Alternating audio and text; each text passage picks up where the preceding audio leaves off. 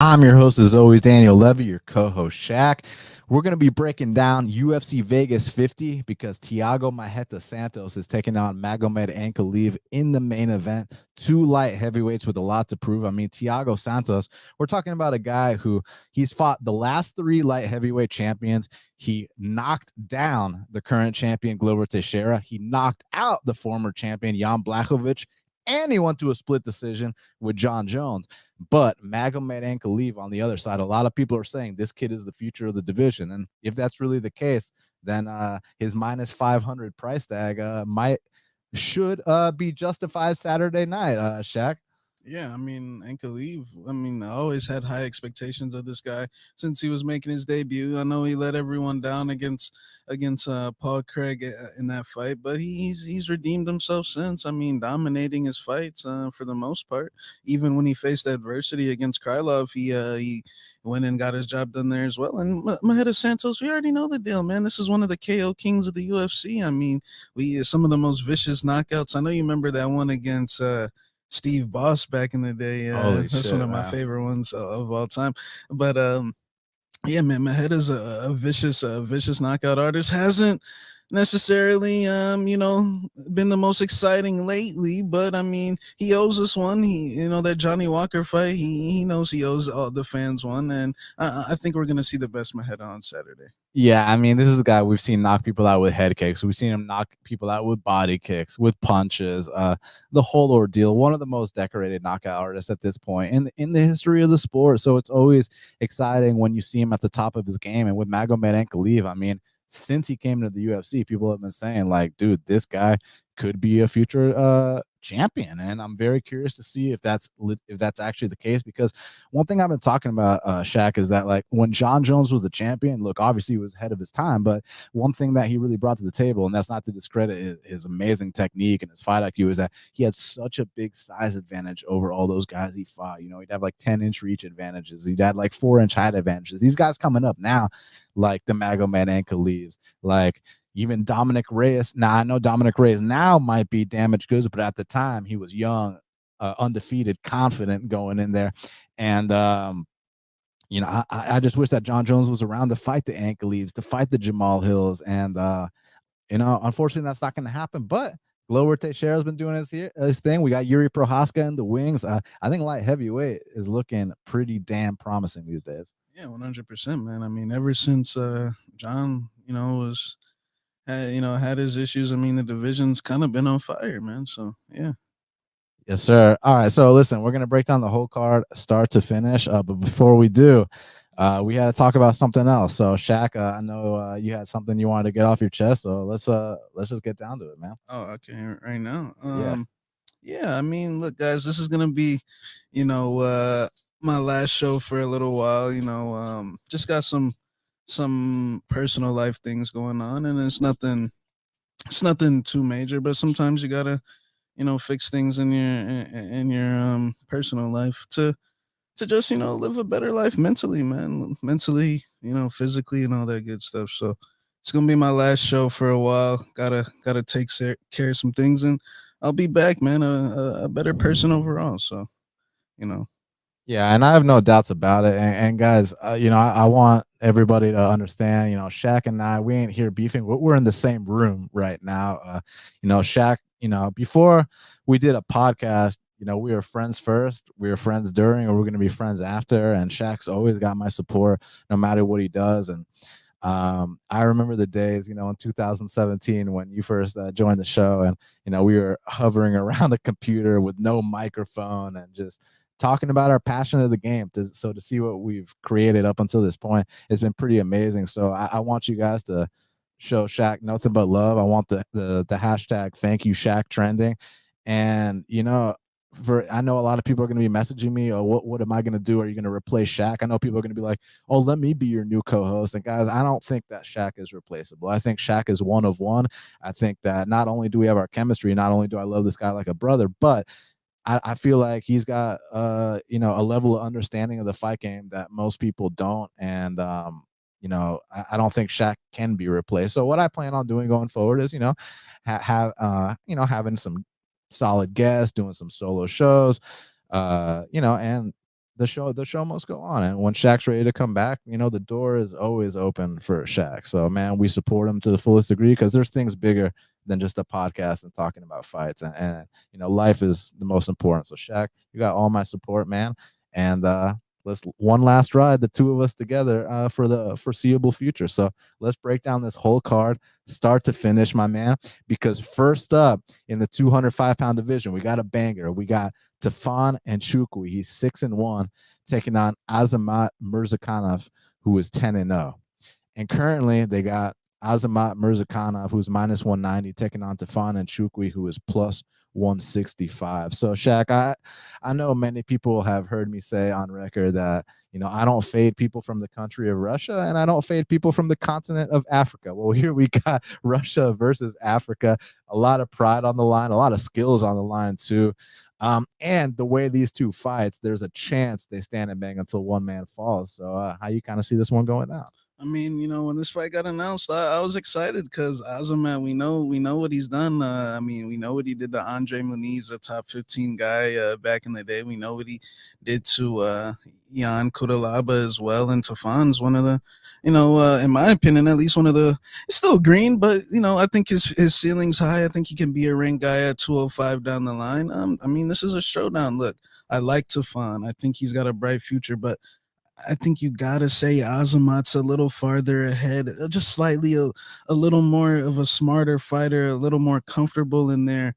Tafon is a bull, man. He comes forward, but I still think if you put him in enough spots that he will make a mistake, kind of like what you saw in the Park fight. But at the same time, he was cutting a lot of weight. He tried to go to a different weight class.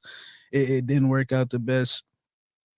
But I think Azamat, man, he's just a little more experienced, a little more comfortable, less mistakes, and I think it's gonna be a battle. But I just think he's gonna point him up for 3 rounds, maybe even find a finish along the way.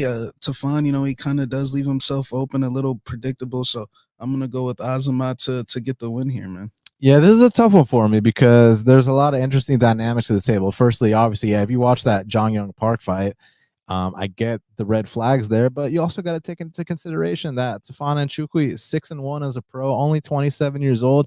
Also, comes from that continent of the world where these guys can just make ridiculous improvements in short amounts of time. Not to mention, he does have a kickboxing background, so it's not like this guy's some fish out of water.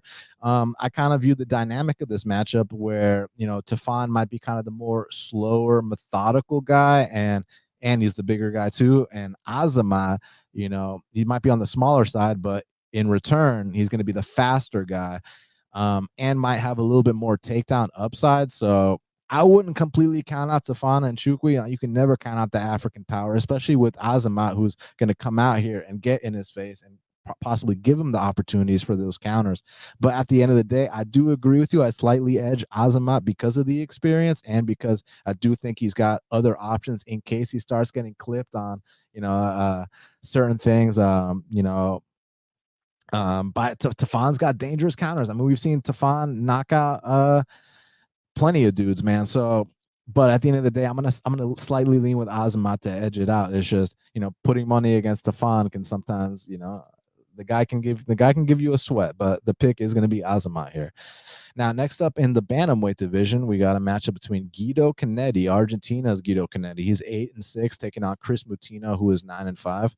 And currently, they got Chris Moutinho minus 150 to come back on Guido Canetti's plus 130. Now, Shaq, I have never picked Guido Canetti in a UFC fight before, and later this year, my boy's going to turn 43.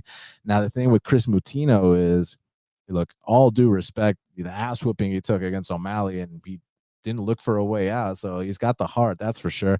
It's just I'm not quite convinced that he belongs in the UFC right now. But that being said, he's got an opponent who does turn 43 next year and who also tends to fall off a cliff past the first round. Now, to Guido's credit, I thought he performed way better against Mana Martinez than I expected. I thought Mana was just going to come out here, starch him in the first exchange, and that just wasn't the case. You watch Mana Martinez regional fights, that dude was knocking people out cold, and Guido took him to a split decision. But by that third round, I mean, Guido's hands are on it, by his waist, and he's huffing and puffing as usual. So I do think it's a situation where Chris Moutinho gets him past the first round, and possibly even gets a finish of his own.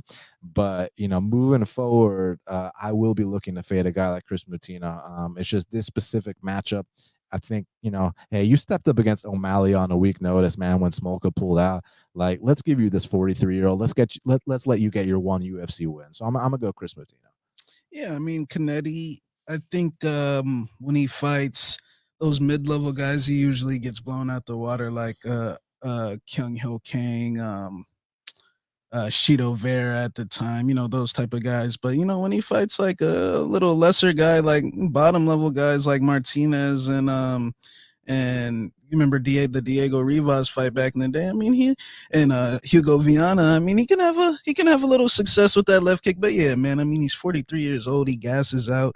He's not the best with adversity in that cage. I mean, shit hits the fan. Usually, Guido, even dating back to his tough days. I mean, just go back and watch some of those fights. There was definitely stunts pulled as well. So, boy, Turbo knocked him out in one. Yeah. So I think that Chris Moutinho, yeah, he's definitely not the best, and you got to be careful, but I don't think it's that much chalk, to be honest, like from a betting side of things. Like, I mean, he did show he was durable. I mean, he could take a lot of shots. I thought that stoppage, honestly, look, he took a lot of damage, but I mean, I thought he could have kept going, to be honest. But I think it's gonna be a sweat, but I think down the stretch he's gonna, break himself away, probably win a decision. But he's like very, like, what's the word I'm looking for? Not dangerous in a sense, but like can move forward for sure, like and throw volume. But hopefully that gets to Guido Canetti. But in terms of a knockout shot, we'll see, because that last dude he fought, Manny Martinez, has, in my opinion, is a way more dangerous guy. So I'm gonna go with Moutinho, but I'm gonna say another close decision.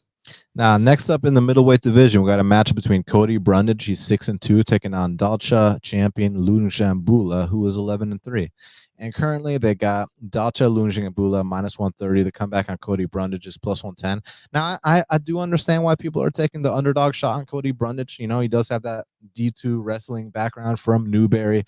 And Dalcha has shown some weakness in his takedown defense in the past, but you guys know how, like, last week I was super high on Bryce Mitchell, went big on him, and I've been talking about this angle about these guys that can consistently shoot takedown after takedown after takedown without getting discouraged. Now, I personally do not consider Cody Brundage one of those guys. Point in case, you watch his William Knight fight. The first, he took him down once, but when the second takedown didn't work, I mean, he looked for a way out, and those are not the guys I'm trying to bet on. Look, I'm not sitting here saying he's not going to have some takedown success in this fight. I just think that, Dalcha is a guy that can dig deep here. And then on the feet, look, the punches might not look the prettiest for Dalcha, but he does have that African power we've been talking about. And I truly believe if he catches Cody Brundage with one of these shots, Cody's not going to like that, man. So while I do think Cody lands a takedown or two, when both guys are tired and it starts to really come down to who wants it more, I think Dalcha is the guy that's willing to dig deeper. And for that reason, I'm going to pick him to win this fight. Yeah, I think Dalcha, that last performance against Mark Andre wasn't a bad one. He just kind of slowed down the stretch against a guy that's known for his durability. Not the last fight, but usually is known for his durability. And so yeah, he fought a real technical striker that fight. But I think yeah, man, I just don't see Dalcha.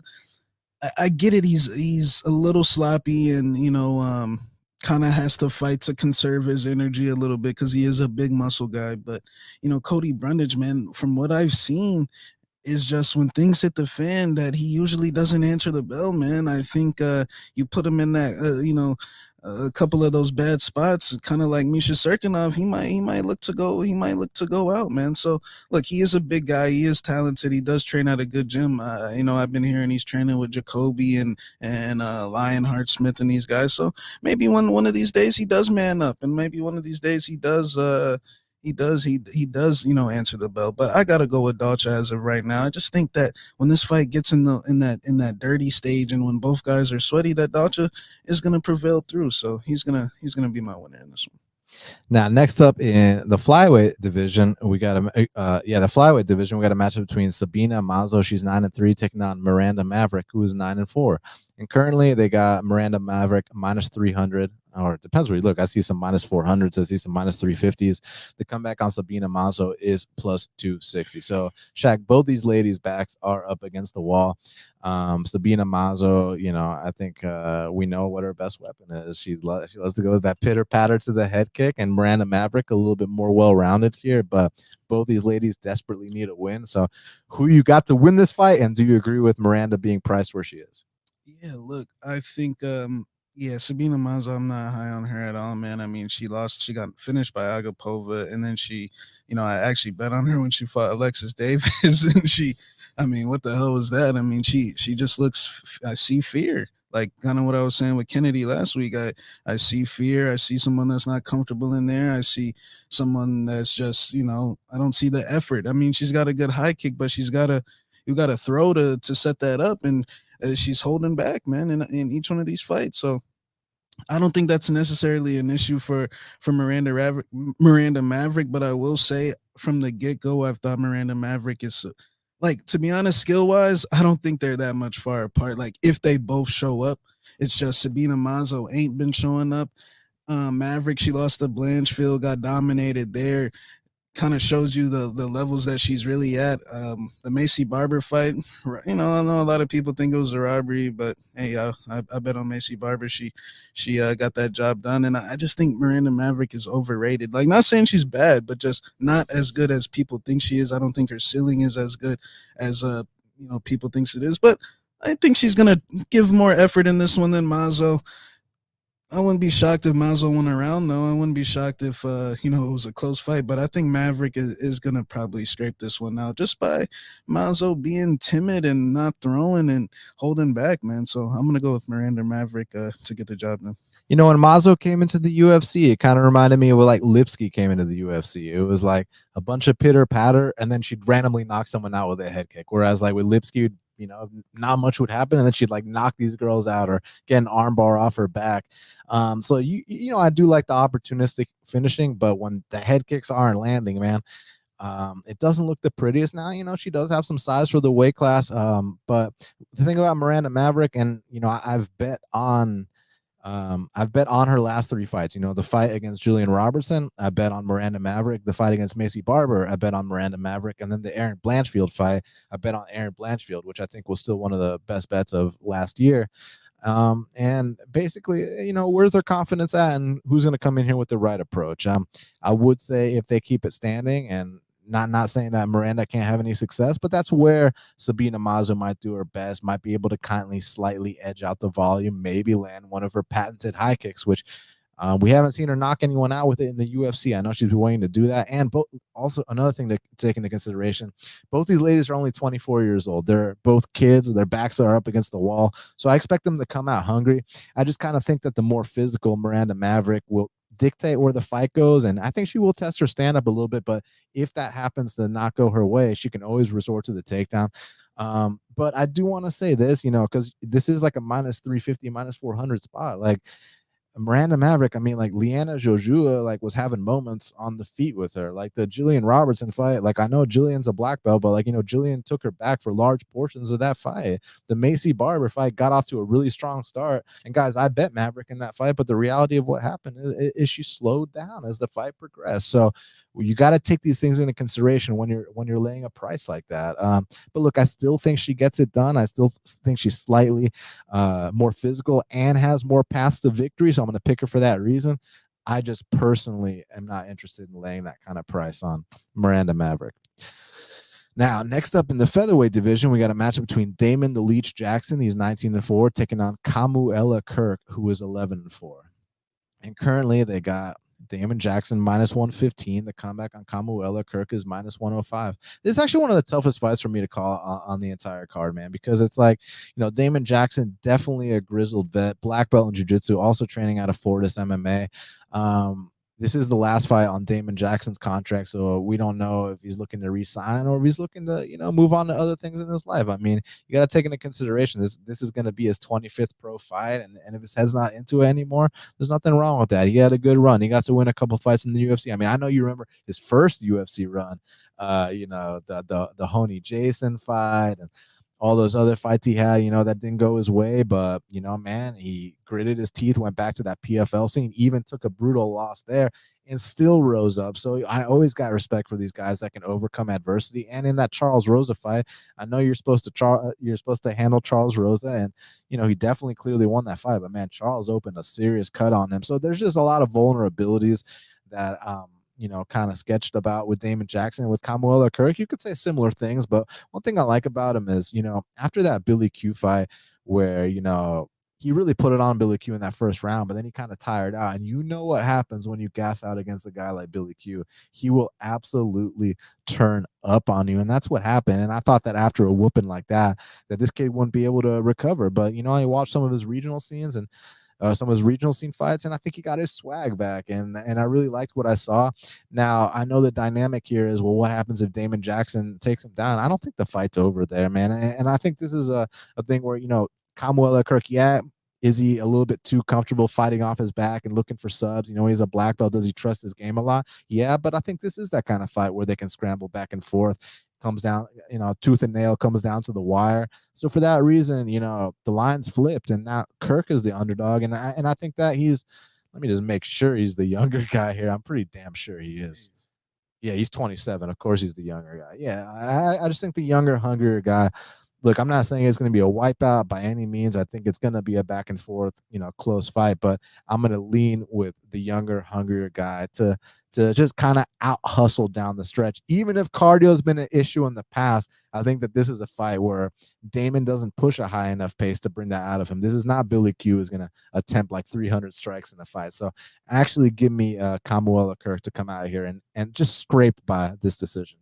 Well, I mean, like, dude, honestly, a lot of dudes make that mistake. When they fight Billy Q, they go way too hard, like Spike and Kyle Nelson and those guys. They go way too hard, start whipping on them, and then there's another 2 more rounds left, and now they're tired. So Kamuela Kirk, I mean, he made an honest mistake, man. He pulled a rookie move. It happens. I think he might have lost another fight after that. To that Bruno Souza guy. Yeah, that's a different matchup. That dude doesn't engage. Yeah, that guy runs away.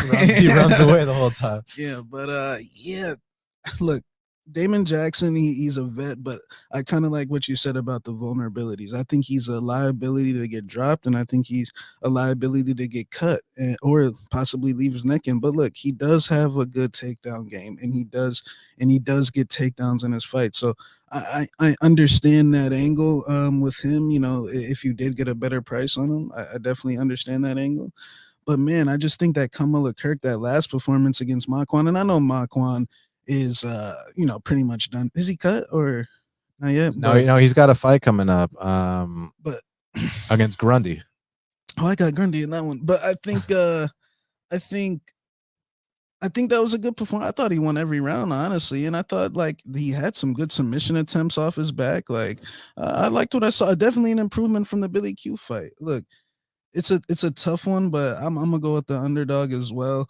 But yeah, I understand that if Damon Jackson can come out here and weasel out a grapple hug type of decision, look, it's definitely possible. I mean, he is a vet. He does have those dirty tricks, those dirty vet tactics. So props to Damon Jackson on a great 19-4 record. I honestly thought he lost more than that, to be honest. Well, he did because a couple got overturned. Oh yeah, okay. I was like, some of those Russians were on steroids and Brazilians too. Yeah, Ronnie J. Then he did fight a lot of guys on steroids. That's unfortunate, but yeah. But I'm gonna go with Kamuela Kirk. I mean, he's got a good camp behind him. He's got my boy Coach Santino behind him. Not fight ready, but like a gym next to fight ready, but he's still going over there. He's still getting some sparring in. So yeah, I don't go against fight ready. Now, next up in the bantamweight division, we got a matchup between Trevin Jones. He's 13-7. He's welcoming Javid Basharat, who's 11-0 to the UFC. And currently, they got Javid Basharat minus 145. The comeback on Trevin Jones is plus 125. I gotta say, man, out of all the guys making their debut on this card, I've been most impressed by Javid Basharat. Firstly, he's very long for the weight class, and he's nonstop, pushes a ridiculous pace. He's good everywhere the fight goes. He's got the volume on the feet.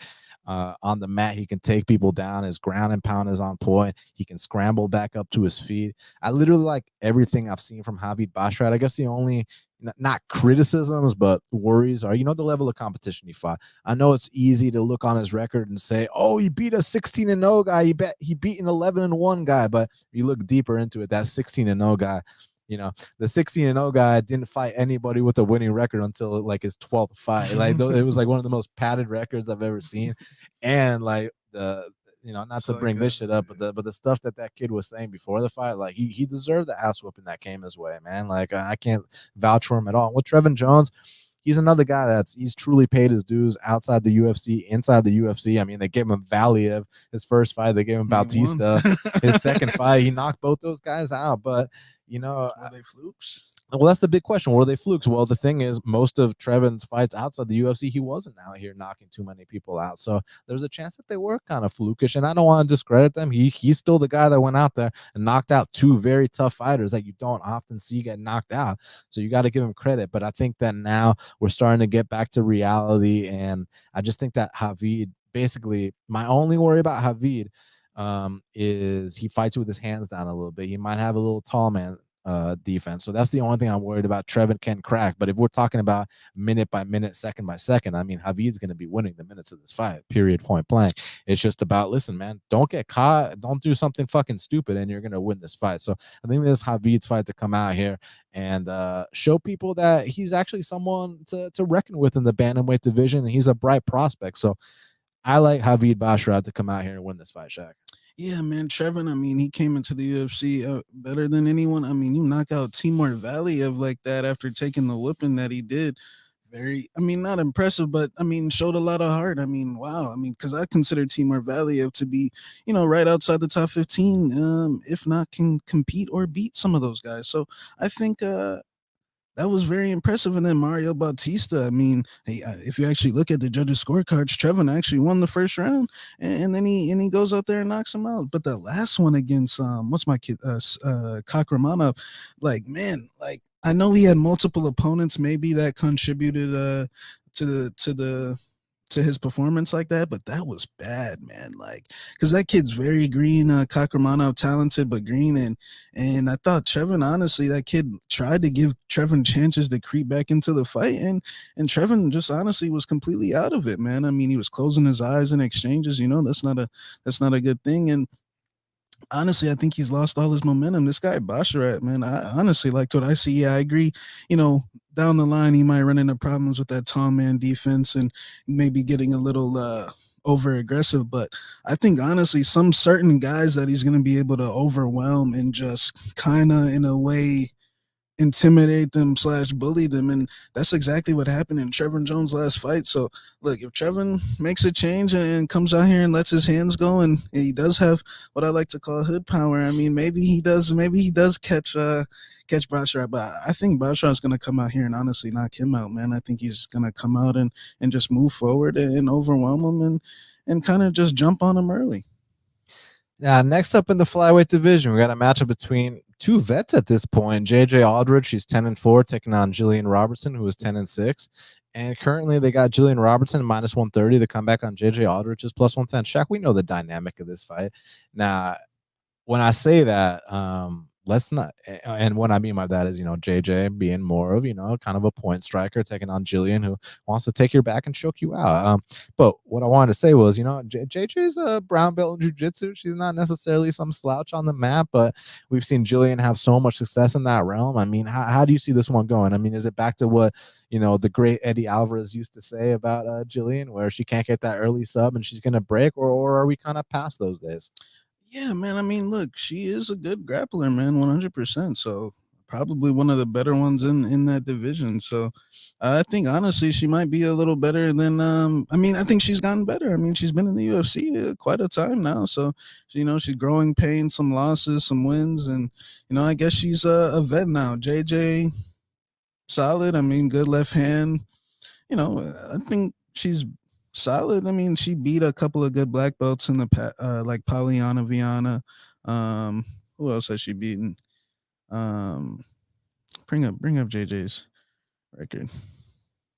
She beat that last girl. What's her name? Vanessa. Yeah. She Courtney Casey fight. Yeah. I mean, JJ's solid, man. She's got good boxing. She trains with Pat Barry and them. So, she's solid. Look, I think Jillian's style, honestly, man, is hard to deal with. If she gets on top of you, it's problems. I mean, she does her thing and that stuff. So I think that honestly, I am leaning her way. But watch me say that now, and everything that Eddie Alvarez said comes back to light because I already know what's going to happen if this stays on the feet. But honestly, I think she has been moving a little better on the feet, not necessarily offensively, not much to offer there, but she's protecting herself in those exchanges with Priscilla. We know the type of bombs Priscilla throws, and she was moving around, moving her feet. So yeah, I'm gonna go with Jillian to do her thing, man. Get on top and do her little jujitsu game. Yeah, and I mean, honestly, I can see what you're saying happening for sure, and that outcome will not surprise me one bit. But I'm gonna go on the opposite side on this one, man. I think that one thing about JJ that I like is that she doesn't take too many unnecessary risks standing. She keeps her distance really well. Her parrying game is on point, and she's got her stand up acumen is way higher than Jillian's. And if she can stuff these first few takedowns, I think that Jillian's then going to start flopping to her back. And that's where JJ can kind of take advantage, whether she gets on top of her or whether she, makes her get back up and take some more. So this one is a fight that could go either way, because if Jillian does get on top of her, listen, JJ is a brown belt, so I think that she can survive. It's just, you don't want to give Jillian that one path to victory that she has. So give me JJ to kind of neutralize Jillian and come out here and win this decision. Now, featured prelim in the 170-pound division, we got Matt Semelsberger. He's 9-3, taking on AJ Fletcher, who was 9-0. And currently, they got Matt Semelsberger -210. The comeback on AJ Fletcher is +175. So I've seen that AJ Fletcher is the most popular underdog, on the MMA Twitter scene.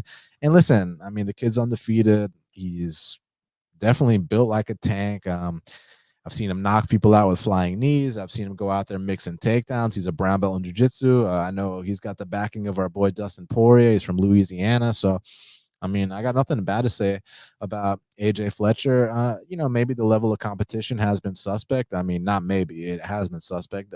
But at least he's handled these guys accordingly, right? Like, you got to understand, one fight ago, he fought a 3-4 guy. A fight before that, he fought Wesley Golden, who, no offense to Wesley Golden, I like the kid. It's just, here on the NFC scene, Wesley Golden's the guy they bring in to give our guys, that big win. Like, you remember when they brought in Wesley Golden and our boy Chaz Walton knocked him out in under a minute? You remember when they brought in Wesley Golden and Jared Gooden absolutely mopped the floor with him? Now, to AJ Fletcher's credit, that fight starts, AJ drops him in the first second and then, goes out there and chokes him out. So he's been doing his thing. I just think he's been doing his thing against subpar competition. The best guy he fought was that Italian guy on Contender Series. And let me just tell you, that guy ain't going to make it to the UFC anytime soon. So he's literally never fought anybody. And to take it a step further, I do have questions about him in this weight class. I think he might be, look, I know he's cocked. I know he's ripped, but I think he actually might be more of a 55er if they can get him with the PI, get him with the right people. And with Matt Semelsberger, here's the interesting thing about him. So initially, I was under the impression, Shaq, because you remember he was supposed to fight Phil Rowe in his UFC debut. Phil actually had to pull out the fights, and then they brought in this Carlton Minus kid. I was under the impression then, because I watched Semelsberger's regional fights, I kind of thought that the dude like was nothing special and like was just like, oh man, this guy's gonna wash out the UFC pretty quick. And I got to tell you what, he's really impressed me. Now, guys, I'm not gonna sit here and put stock into knocking out that fucking 4-2, Diaz training partner. I'm not gonna put stock into knocking out Jason Witt. At least he handled them accordingly. He knocked Jason out in 15 seconds. At least he knocked them both out in the first exchange. So credit where credit is due. But actually, the fight that impressed me the most, when Matt Semelsberger, was actually his loss to Chaos Williams. Now, look, he definitely went out there and 100% lost that fight. No debate on my part, but he showed a lot. He showed heart. He showed grit. He showed he's willing to go toe-to-toe. One of the hardest hitters in the division. I mean, to put it in perspective, Miguel Baeza couldn't last 3 rounds with Chaos Williams. Abdul Razak Al Hassan couldn't last 3 rounds with Chaos Williams. Alex Morano couldn't last 3 rounds or even 30 seconds with Chaos Williams. This dude, Matt Semelsberger, went out there and gave him a hard, honest fight. Again, I definitely scored it for Chaos, no questions asked, but that's a big sign of improvement compared to the regional fights I saw from Semelsberger. So at least I know he's trending in the right direction. And AJ Fletcher, I think he's got a bright future for sure, but I just kind of think he's a little bit stiff standing. And while he might land a takedown or two, and I gotta say that's one part of Semelsberger's game that hasn't quite been tested in the UFC. So maybe Semelsberger's a fish out of his back and can't get back up. Maybe that's the case. It's just I think these fights have been a little bit too easy for Fletcher, and I don't think he's truly been tested yet. Whereas I keep going back to that Chaos fight. Like that Semelsberger got tested, and I mean he didn't punk out, man. So at this point in their respective careers, I got to go with Semelsberger to win this fight. Yeah, man. I think honestly, Semelsberger has probably had one of the best situations you can have coming into the UFC. I mean, he came into the UFC green, maybe like what 7-2, 6-2, something like that. And he fought Part. You remember my boy Pardon Shock from World Series of Fight. He fought him to get into the UFC. Side note, y'all got to check out that Justin Gaethje Pat Schnuck fight. And so Semelsberger, he's got an opportunity to come in here, groom himself in with a couple of easy fights like the Alaskan Kid, Minus, and the Diaz training partner, Jason Witt. And then one fight against Chaos where he got to test. Look, he didn't pull the trigger in that fight, but it's kind of hard when you got Chaos swinging at you. I mean, you've seen what that guy does in his fights. And I think that Semelsberger, I mean, had a good showing in that fight. He just didn't pull the trigger enough. He got wobbled a couple. Nose was covered in blood. I mean, it happens. Honestly, man, I like how you brought up the AJ Fletcher 155 because to me, honestly, dude, I'm not, but his body just doesn't look, it looks weird to me in this weight class. Like I see Semelsberger being way more physical, just stronger. Semelsberger is a former football player, Division I. I think, yeah, man, look, I think this is one of these typical cases where this 9-0 kid might get a rude welcoming to the UFC. I think this fight honestly is a good spot for Semelsberger, man. AJ Fletcher can crack, but this is not the Italian kid from Contender Series anymore. And I just think the experience, like you brought up that Chaos fight, is what is going to be the difference maker here, man. Semelsberger's felt real power before. He's been in a real war before. At least one, you know what I'm saying? Like, he's been in there with Chaos Williams for 15 minutes. So, yeah, I think he's going to come out here and knock AJ Fletcher out, honestly. AJ Fletcher, he likes to throw the flying knees. He's got he likes to take chances. It's just I see that kind of either gassing him out for down the stretch or getting countered and knocked out. So yeah.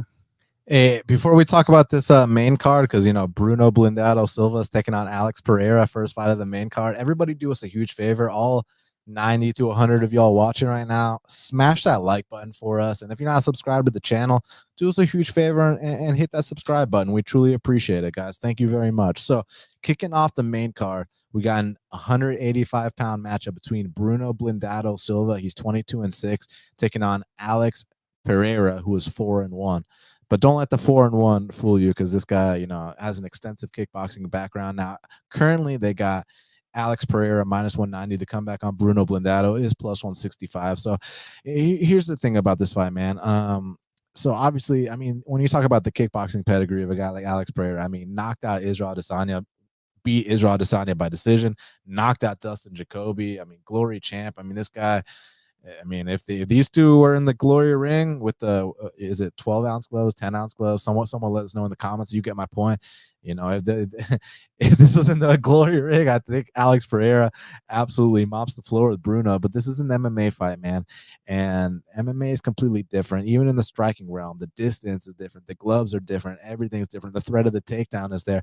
Now, while Bruno Silva, he's had 28 pro fights, never had a submission win, what he has had is a couple ground and pound wins. And I'm telling y'all right now, he gets on top of Alex Pereira, and I think he will have some vicious ground and pound for him. And to take it a step further, man, if he's able to close the distance, because that size and reach advantage of Alex Pereira, I think that dirty boxing is in play too.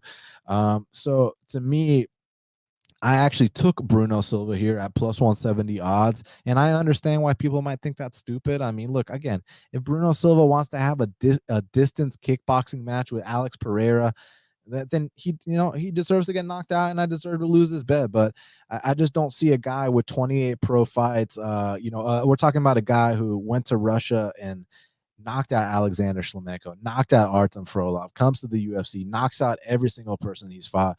I think he's experienced and seasoned enough, because if you actually go back and watch his fight on The Ultimate Fighter against Lex Luthor of Vitor Miranda, where he did get knocked out with a head kick, dude, Bruno was fat in that fight. Bruno had no muscle, no nothing. And I think that fight might have actually been the wake-up call, because you look at him now, dude's ripped like no one's business. He got on a good supplement plan, to say the least, right? My boy's definitely been taking his Flintstone vitamins, and I just think he's so much more experienced in this realm of the sport. And a couple of examples that come to mind, and I know there might be a few differences with size and stuff like that, but you look at a fight between Rountree and Gokhan Saki. You look at a fight between Sergey Karatanov and Tyrone Spong. Sometimes these guys just need a little bit more seasoning in this respective sport to come out here and get the results they want. Now, I'm not surprised he knocked out Michailidis. No disrespect, none at all. But I seriously don't think he'll be in the UFC this time next year. Whereas I think Bruno might be close to a top 20. Well, he is number 23 in the world. I think he might be close to maybe hitting the top 15 here. So I'm actually at plus 170 odds. I got to roll with Bruno Silva here. Again, if he does a distance kickboxing match with Pereira, I deserve to lose his bet, but I think he's going to get in on the inside, do some dirty boxing, mix in a takedown or two, and knock him out with ground and pound. So give me Bruno Blindado Silva to get this upset here. Yeah, this is a great matchup. I agree with most of everything. I mean, Bruno, I definitely think it could be line closer. I mean, Bruno's got way more experience. Alex Pereira's not that experienced in MMA. He's only got 5 fights. Bruno also knocked out his teammate Wellington. Wellington's been one of the guys that has been getting Alex's takedown and clinch and Glover Teixeira and all them. So, Bruno's got experience with this camp. And man, Bruno Silva is very underrated to me, man. Not anything blows you out the water besides the vicious knockout power. But I think the same thing could be said in reverse. I think what he's done in the UFC is great, dude. Some of these knockouts are vicious, but Andrew Sanchez isn't. That's kind of like a lay and pray type of guy. My boy Beverly Hills Ninja. He's got some knockouts, but I got Alex Pereira over that guy too. Wellington, a young Shlemenko.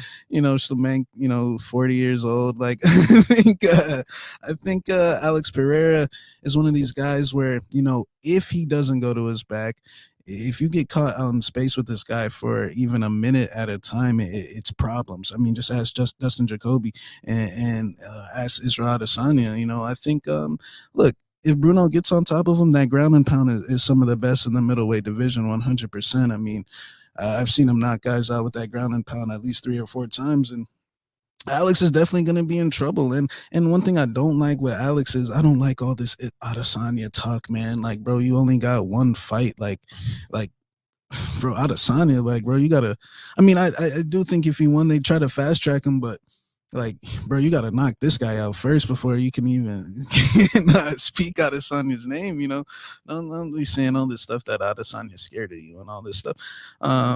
So, yeah, look, I think it's a dog or pass situation as where the line is right now. I don't think you can trust a 4-1 guy with 1 win over Michailidis. But as far as a pick goes, I think Bruno Silva is going to come out here and he's going to try to get Pereira down. But I think Glover Teixeira is going to have his clinch and defense ready. And I think when they separate, he's going to make a mistake and get knocked out. So I'm going with Alex Pereira to continue and maybe get on the mic and say some stuff to Izzy. We'll see.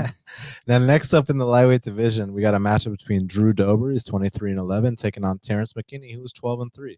And currently, they got Drew Dober minus 165. The comeback on Terrence McKinney is plus 145. So obviously, I was very wrong about Terrence McKinney's last fight. I do want to say, he didn't even land a takedown in that fight. Fereziam throws a kick and falls over. And now credit to the scrambling ability of McKinney. He did a fantastic job there. And if I'm wrong about this kid McKinney, I'll be the first one to admit it. But this is the fight that's going to let me know.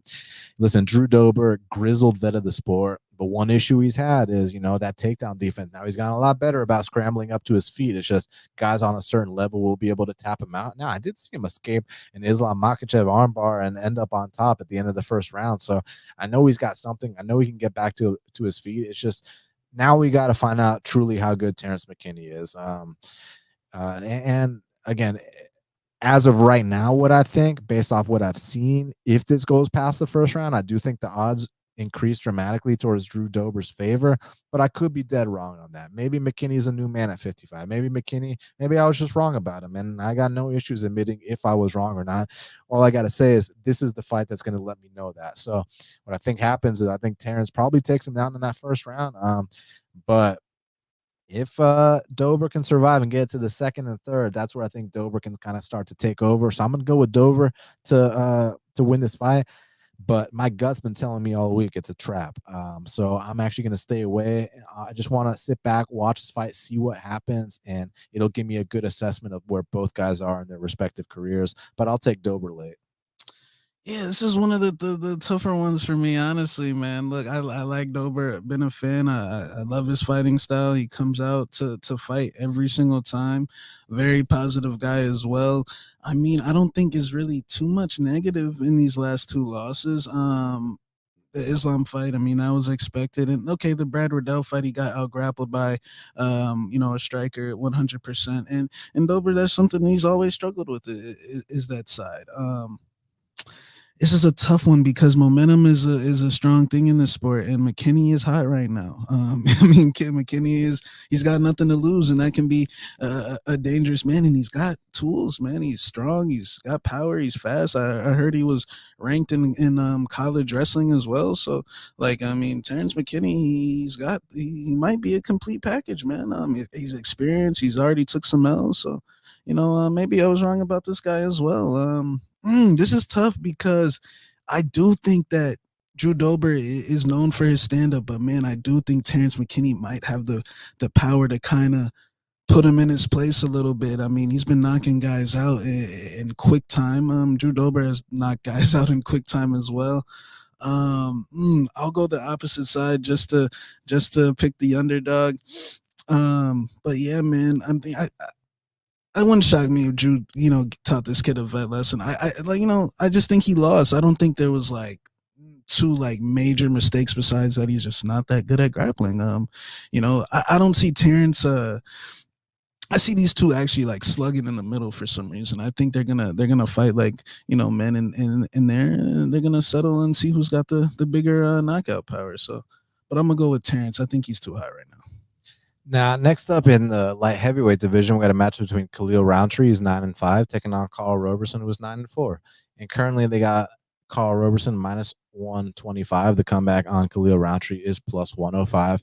So, I mean, on paper, it's striker versus striker. But in the past, we actually have seen Carl Roberson go out there, hit takedowns. Whether you remember Joe Rogan was going crazy during that Jack Martian fight when he's a future champ. When Carl Roberson was landing those takedowns, and we saw him choke out Darren Stewart early on in his career. He was promising early on. It's just we saw, as the fight started getting tougher, we saw, the holes come out. If these two stand and bang, I do think that Khalil Rountree has the speed advantage here, whereas I think Carl Roberson kind of likes to minimize exchanges, kind of make it a kind of slower pace fight. It's just about Khalil being on mentally. When Khalil's on mentally and there's no takedown threat, I mean, the guy can be a serious problem, but sometimes, he doesn't want to throw sometimes. So it's just about if Khalil shows up here, I think that he's too fast for a guy like Carl Roberson. I do see him winning this fight. But yeah, obviously there's some concerns. Both guys have been kind of flaky. I don't think either guy can be trusted, but I'm going to lean with Khalil Rountree with the speed advantage here. Yeah, Khalil, it's actually funny. His last fight was Modestus, right? Man, I actually picked him in that fight. And it was because, Khalil is such a – it's a thing where, in fights like Jan Kutalaba, where guys are gonna be, talking to him and getting in his face and playing games with him, those aren't good fights for Khalil. But I mean, when the fights are just chill and he's having fun with his opponent. I mean, you remember when he was in Atlanta, he fought Eric Anders. I mean, he put on Khalil was dropping that dude all over the place, man. I mean, it's so hit or miss with this kid. It's unbelievable. I think Roberson, for a while, probably since he fought my boy Moutinho Pereira, I've been saying he's a little overrated. But apparently I've been hearing he's been having some weight cutting issues. He has been pulled off several cards as of not recently, but like the Marvin fight, According to Marvin, it wasn't weight cut related. Well, the funny thing is, Marvin saw him in the hotel and he was like, oh, and Carl was like trying to fight him, I guess, and he was like, oh, so you can fight, so like, Marvin just wanted to talk to him a little bit. But yeah, as far as the this fight goes, I think Khalil's faster. I just think Roberson's a little bit more of a dog, a little tougher possibly. It's just that, man, Roberson, like, this guy, both of them, honestly. But, I'll just go to Roberson just to be on the opposite side. It could go either way to me. But he is at a new camp now. I hear he's with James Krause is going to be cornering him. James Krause pulled off a big win last week, beat a Daggy. So, maybe the momentum is with Carl. And, I'm going to take Carl for a close win. So before we talk about this feature bout, everyone do us a huge favor, smash that like button. So feature bout in the featherweight division, we got Alex Bruce Leroy Caceres. He's 19-12, taking on Sodiq Yusuff, who was 11-2. Currently, they got Sodiq Yusuff minus 250. The comeback on Alex Caceres is plus 210. It's good to see Sodiq Yusuff back in there. Listen, Alex Caceres has definitely been doing his thing, been pretty much destroying everybody he's fought lately, but, not to discredit his wins by any stretch of the imagination, but this is not Sung Woo Choi and Austin Springer anymore. This is now we're dealing with Sung Woo Choi pulled one of the bigger stunts of of that year, man. I mean, need him, you knocked him out, and then you knee him. Yeah, it was bad, man. So, listen, I've been on Sodiq every single fight except the Arnold Allen fight, because and firstly, I got to bet on Arnold Allen next week against Dan Hooker. But I thought that the Sodiq versus Arnold Allen fight was one of the highest level prospect fights I've seen in a long time, man. And I find myself saying that a lot about Sodiq fights. The Sodiq versus Mike Davis fight back in the day. Listen, I do think Sodiq's going to walk him down. We got to watch out for Alex, running around on the outside, kind of trying to point him up a little bit, maybe land an opportunistic straight left or a high kick or something like that, or take his back and choke him out. Alex has got vet tricks. He's been doing this for a long ass time. He's got all my respect. And the fact that he made it to the top 15, if you would have told me Bruce Leroy would be in the top 15 a few years back, I would have laughed in your face. And my only concern with Sodiq is, he had a really rough bout with COVID, but according to people in his camp that I've talked to, he's back at 100%. He sought out some serious medical treatment in a different country, and I don't know how much of that I can talk about. But let's just say I'll let you know after. But let's just say what I've heard is he's back to 100%, and if that's truly the case, I think he's going to come down here, walk him down. That Nigerian power is something that can be messed with, and Sodiq's ground game is very underrated too. You saw that Kimura sweepy hit on Andre Fili. I don't think it's as simple as just taking his back and choking him out. If that happens, props to the vet Caceres, but I think Sodiq comes out here and kind of bullies him a little bit, and I do have a bet on Sodiq at minus 220. So let's get it, Sodiq. Yeah, I think Sodiq is gonna bounce back, from that fight with Arnold Allen. Look, Arnold Allen's undefeated in the UFC. Caceres, he's a vet, man. Nothing but respect. Been a fan. He comes from that backyard scene with Masvidal and all those dudes in Miami. So Caceres is a real one. Look, Sodiq is definitely chinny, 100%. I've seen Sodiq wobbled a lot, and the way he fights, that's always gonna be an issue. He puts himself on the line to put that pressure on his opponent. So he's got to be careful about that left hand, that left kick.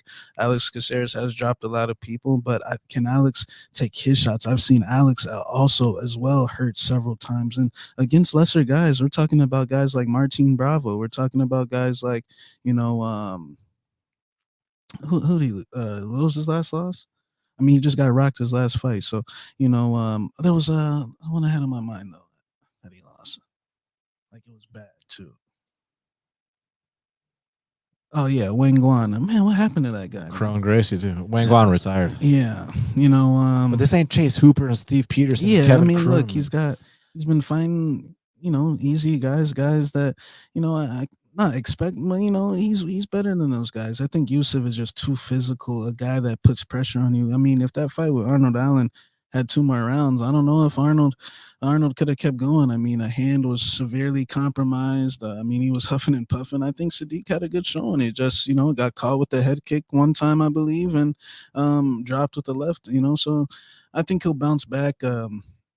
I see him and my boy Algio. They've been doing. I guess Algio came in and played Caceres. I'm wondering how that works, but I think Sadiq's gonna get this job done, man. Co-main event of the evening in the bantamweight division. We got a matchup between Marlon Moraes, she's 23-9, taking on Song Yadong, who's 18-5.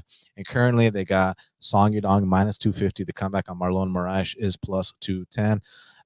Listen, man, we've been saying this since even before Marlon Moraes' current skid that, any single time Moraes has been past the first round, things have gotten sketchy, and now they're getting even sketchier than ever. And with this kid Song Yadong, I mean, we always knew he had hands, but now he's starting to develop all parts of his game. I love that when he gets taken down, he doesn't get held down for extended periods of time. He's always scrambling to get back up to his feet. That right hand is money, and the dude can take a shot. I saw him eat a head kick by Kyler Phillips and just smile at him and walk forward. The dude's got a granite chin. And he's only 24 years old. He's just a kid, man. Right. he's getting better every single time. I mean, he looks younger than me. He's 24. He's like, I think he actually might legit be 24. Yeah. But Marlon Moraes, look, we know the deal here. He's explosive. He can knock a lot of people out. That head kick, that left hook, I mean, that guillotine. I mean, Marlon Moraes is a devastating first-round finisher.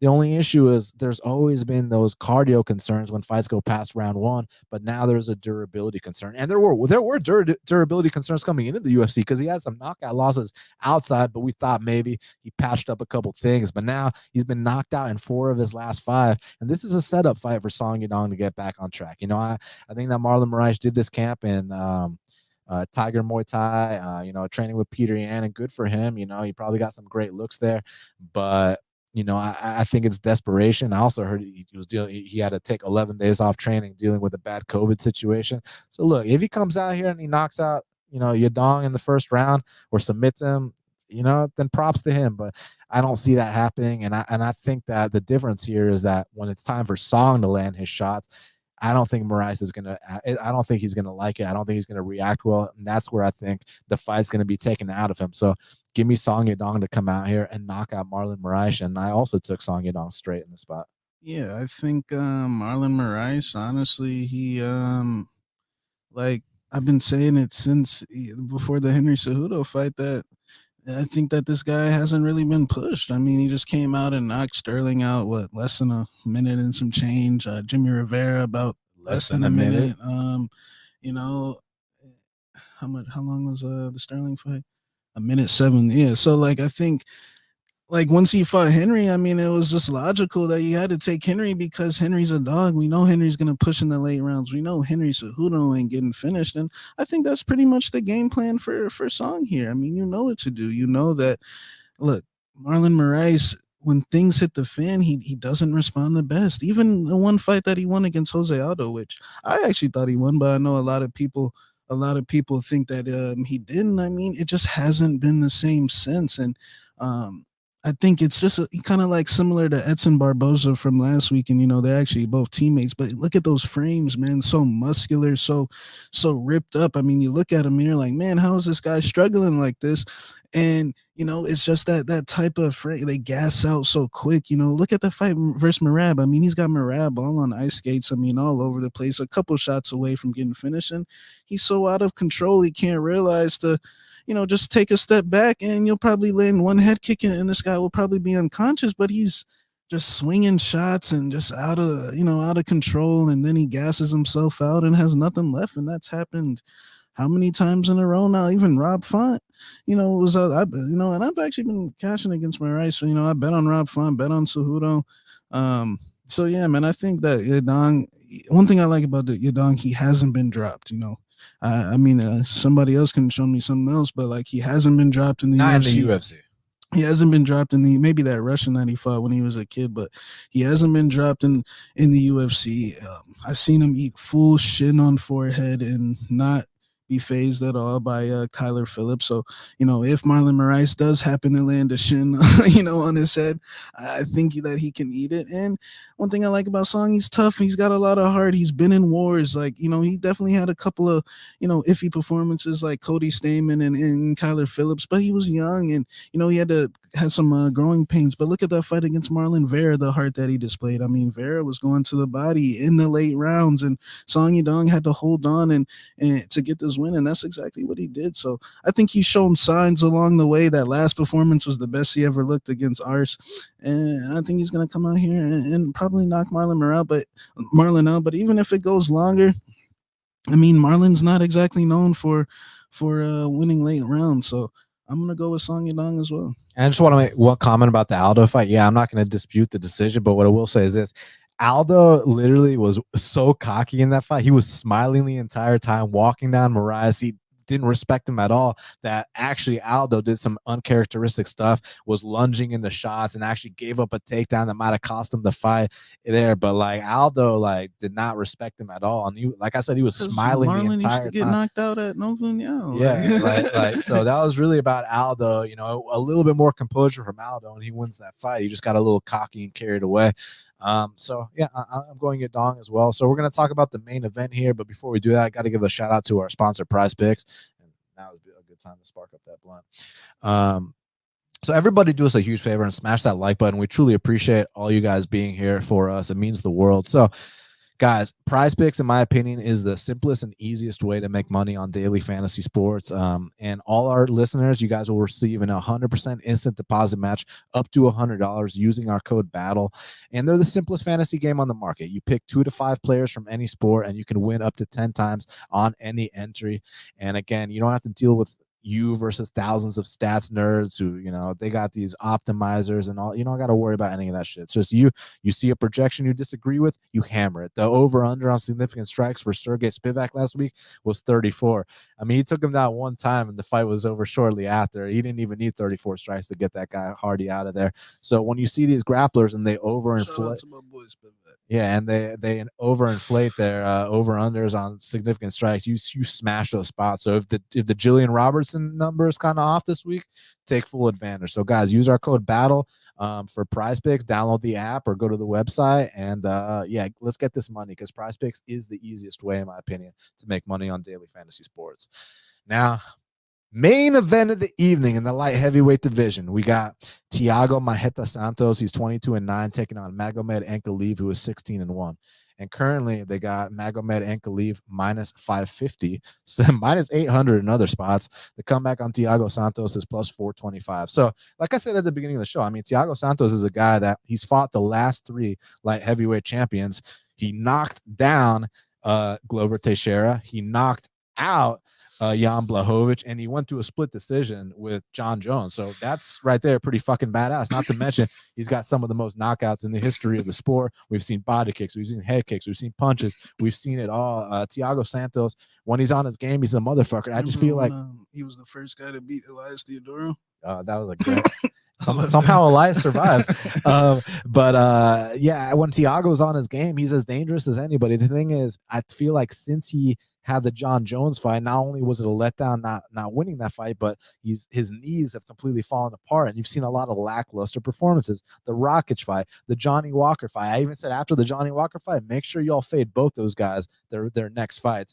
And obviously we faded Johnny Walker against Jamal Hill. That was easy work. I think this fight might be a little bit different, not necessarily in the outcome. I definitely see Magomed winning. It's just that, Magomed can sometimes play it safe a bit, which can be a good thing because, his counters are so goddamn sharp.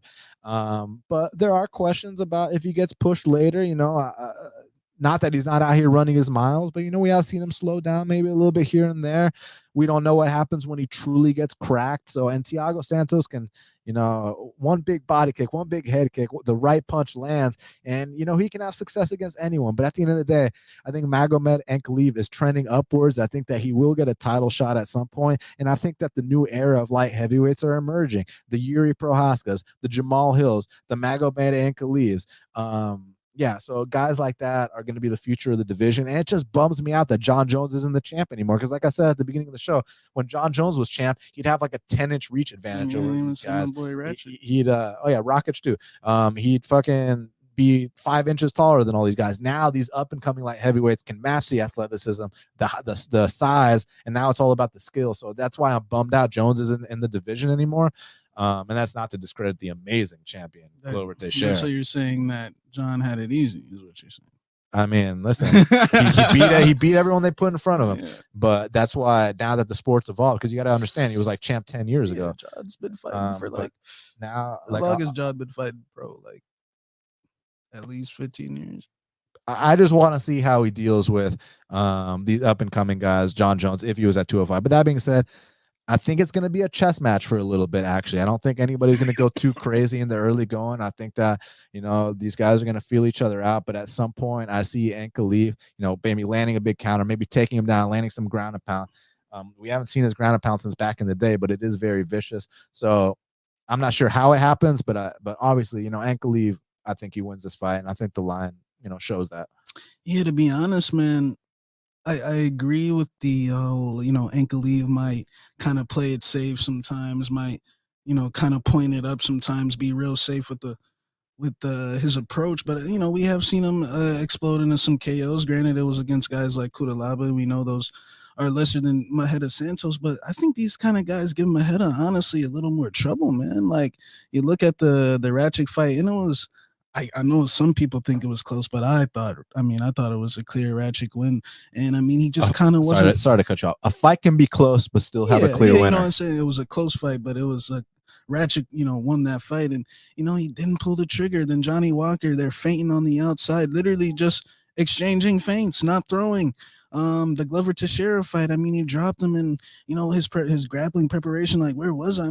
Glover does that to pretty much everyone. So maybe I'm wrong about that, but I think Ankalaev, I agree. Like the early portion is going to be close, like safe. He's going to protect himself, but I like Ankalaev's defense. He protects himself. He keeps his hands up by his ears. He doesn't try to take unnecessary shots. And I think that he's just going to be in control of this fight, and you're going to have Magomed not pulling the trigger, man. I think clearly these type of slow paced on the outside fights are causing him confusion, and he's not pulling the trigger, man. So I think Ankalaev's going to come in here and win a decision. I think he got to Vegas a little early this time.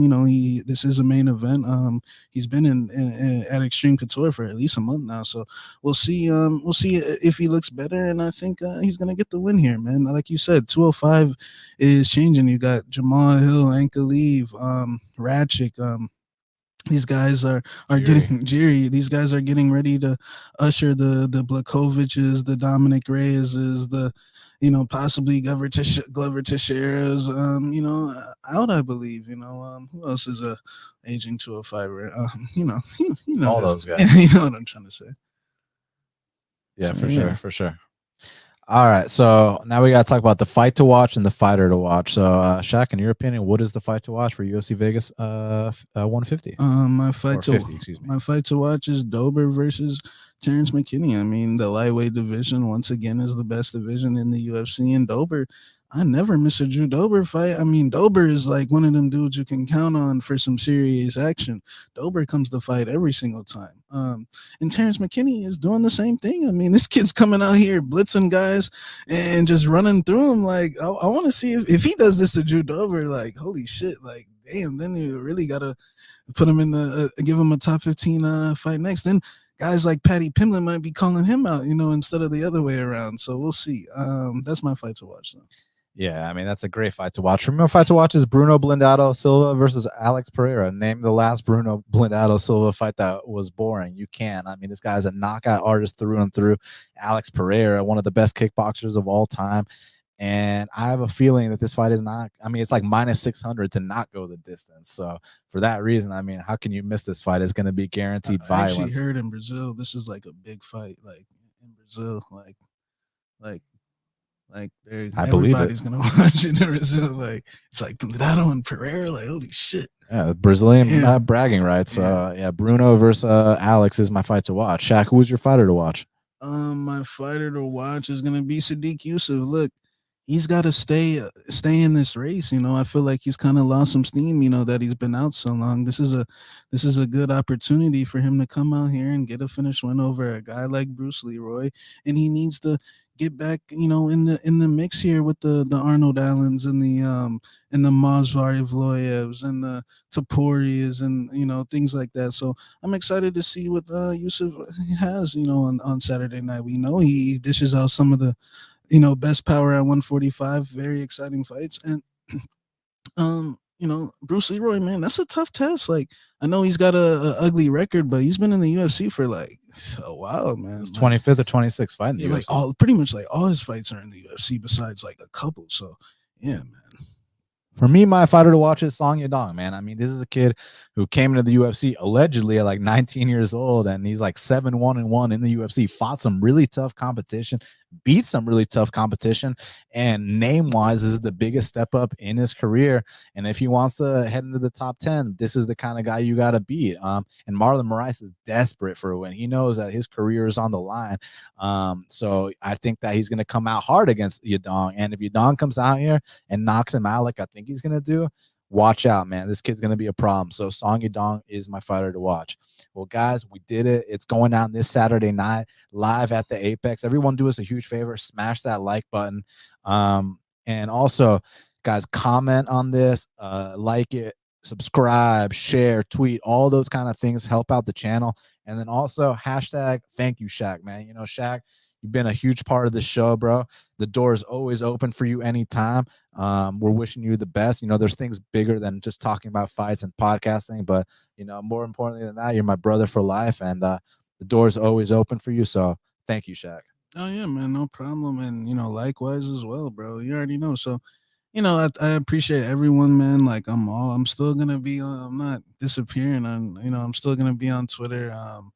You know, and I appreciate all the love, not just right now, but just over time. I mean, I appreciate it all. Like, you know, all of y'all are like my little homies in a way. So, you know, appreciate all the love. And, you know, I'm still here on Twitter, man. Hit me up. Like, still on Twitter, still going to be around. Just, you know, need to take care of some things in my personal life, man. You know, sometimes you got to step away to just, you know, get better mentally, physically, you know, all that good stuff. Not gonna get into too much details, but it is what it is, man. I love all y'all, so, you know, thanks. Yeah, you got my full support, bro. So thank you all so much for everything, for the support, the likes, the retweets, the shares. Y'all sticking with us all these years.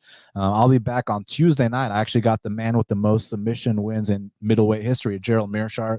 He's going to be on the show, GM3, and then Thursday going to break down the UFC London card. So look forward to that. Everybody, thank you so much for everything. And until the next time, let's cash these